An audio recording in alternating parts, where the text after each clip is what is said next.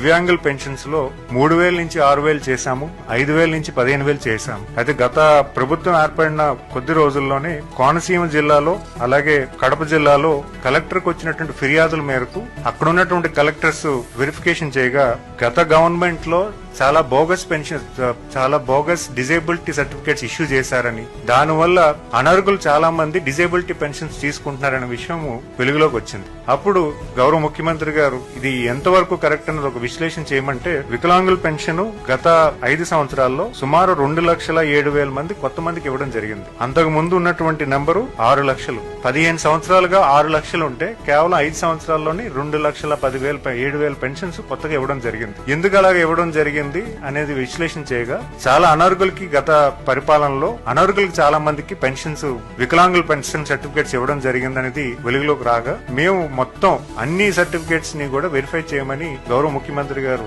ఆదేశాలు ఇవ్వడం జరిగింది. చాలా పారదర్శకంగా, అంటే ఎవరైతే హెల్త్ పెన్షన్స్ ఉన్నాయో వాళ్ళ ఇంటికి డాక్టర్ వెళ్లి వెరిఫికేషన్ చేయడం జరిగింది. ఎందుకంటే 9 months ప్రాసెస్ ఇది, ఈ రోజు చేసింది కాదు. సుమారు 9 నెలలుగా దీని ప్రాసెస్ ఇనిషియేట్ చేశారు. ఎక్కడా కూడా అధికారులకి గాబరా పెట్టలేదు, లేకపోతే అధికారులకి ప్రెజర్ పెట్టలేదు. చాలా పారదర్శకంగా, చాలా ట్రాన్స్పరెంట్ గా చెప్పడం జరిగింది.